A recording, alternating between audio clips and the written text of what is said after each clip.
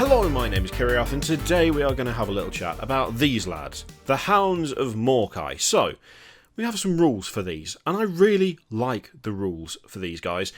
Whether they're particularly good or efficient on the tabletop is a separate issue as to whether I think they're fun rules, but they have a lot of personality to them. They have more personality, I would argue, than the actual models do. Now, we've already talked about these briefly on the Monday Ramble, but the gist of it is that the different armour colour is cool, but overall they just look like Reavers. There is a little bit of customisation here and there. You've got a little fang and a rune on one guy, you've got a little wolf talisman on the other, and that's about it really. There's not much else going on, which to me is very counter to what their rules suggest. So if we take a look at these lads, the Hounds of Morkai, 4 to 9 guys and 1 pack leader. Now, the interesting bit, of course, is in abilities. We have Hunters Beyond Death. Models in this unit ignore the Lookout Sir rule if the target is a Psyker. In addition, each time a model in this unit makes an attack against an enemy Psyker unit, add 1 to that attack's hit roll and add 1 to the damage characteristic of that attack. Very anti-Psyker. As you would expect, the Hounds of Morkai are Psyker Hunters. Then you have Runic Totems. This unit can only be selected as the target of an enemy psychic power if it is the closest enemy unit to the model manifesting that psychic power. In addition, each time this unit would lose a wound in the psychic phase, roll 1d6 on a 4+, that wound is not lost. That, to me, really makes me think that these lads should be maybe not like bristling with runes and totems and so on, with like decoration and kind of sigils and wards, but I feel like there should be more going on than just like a couple of things on 2 out of like 5 guys, you know?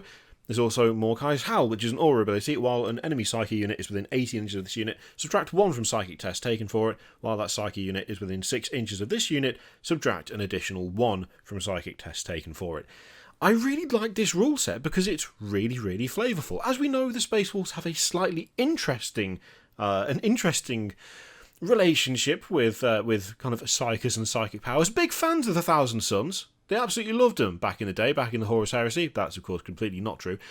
They are maybe perhaps a little hypocritical in their approach to the whole thing, but having an actual anti-psychic unit for the Space Wolves is a really nice kind of harken back to the events of the Horus Heresy, to that sharing of knowledge and that kind of cooperation that they had with the Thousand Suns that in the end turned out to be just what they needed to have the Emperor shut down Psykers in the Legions pretty much outright.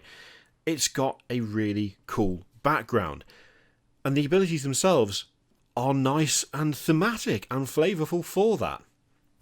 But the problem is, the abilities are more interesting than the actual models. The rules are far more fluffy than their representation on the tabletop. These guys look fine, but the most distinctive thing about them is the dark armour.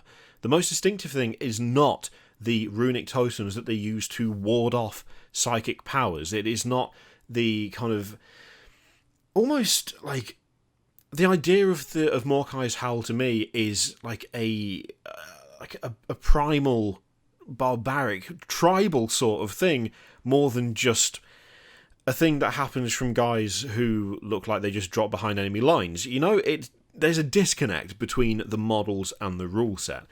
Luckily, were I to play these on the tabletop, there is a solution to this, and it's these guys, the Deathsworn pack. So this is a unit from Forge World, and this is technically a Horus Heresy unit. I say technically, it just is a Horus Heresy unit. There are very distinct connections between the Hounds of Morkai and the Deathsworn pack. So if we go down and have a quick look at the description here, within the Space Wolves, those with an all-consuming impulse to kill and kill again were selected by the Cult of Morkai and its ministers. I'm probably saying Morkai wrong, aren't I? Anyway, who ensured that with proper reverence that the jaws of the Death Wolf could feast upon the enemies of mankind. The warriors who gave themselves over became the Deathsworn, marked by their wolf skull helms. That's a very difficult set of words to say for some reason. They were the embodiment of the hunger of death in the heart of the Legion.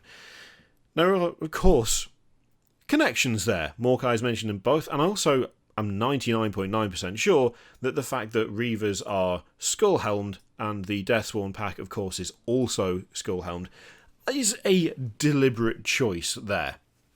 The thing is, This unit, though it is more expensive, being a Forge World unit, to me, embodies what the Hounds of Morkai are better than the actual Hounds of Morkai models. These have more personality. They have more in the way of that kind of feral feel. They look like they are capable of putting out the howl. They look like they actually take the whole Runic Totems thing seriously, because each model has some form of decoration, some form of totem or item or sigil or rune. There is something on each of these models that can easily represent the really cool and fun rules that the 40k models get. I genuinely would, despite the increased cost. I mean, these are 42 quid, so they are obviously more expensive. Despite that, if I were to field that unit, I would want to represent them with these models, because they have more personality. They are far more appropriate for the rule set that are given for these guys than these guys are. When you read about the protection of Runic Totems, when you read about Morkai's Howl, when you read about an inability to be targeted by Psykers unless they're the closest, and, being able to hurt Psykers more effectively, my mind doesn't jump to this. My mind jumps to something so much more... Again, the word I think is just primal, and that is this unit. They look more threatening. They look more Space Wolfy than the actual 40k Space Wolf models that are being used for that rule set. A rare situation where Games Workshop seems to have made rules for a 30k unit accidentally by making rules for a 40k unit, and then doing models that don't quite live up to the standard. There's, to be honest, not all that many instances of this happening.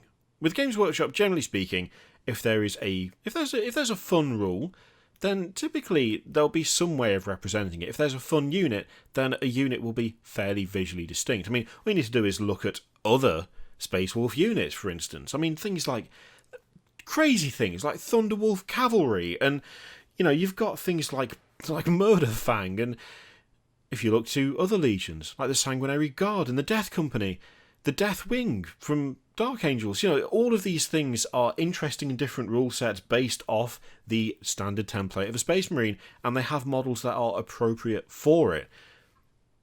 I don't think these are appropriate for that rule set. I don't think they live up to it. I don't think they represent it physically on the tabletop. I think they're too safe. These guys, though, are not too safe. They have wolf skull helms, they have carvings, they have runes, they have things attached to their armour via strips of leather, they've got the furs, they've just got more of what that rule set says they should have. This feels like a great excuse to grab some Deathsworn if you are absolutely intent on getting the Hounds of Morkai onto the tabletop. Again, I don't know how good the rules actually are. I don't know whether they're that effective, whether they're worth taking. You would have to ask someone who is, into the more competitive side of things. In fact, I might go away and ask Mikey. That's an idea. But if I were going to play these guys, I would absolutely play these guys and not these guys. Anyway, I've just been thinking about that this week because, as I say, I really like the idea of them, but they just didn't seem to live up to it model-wise.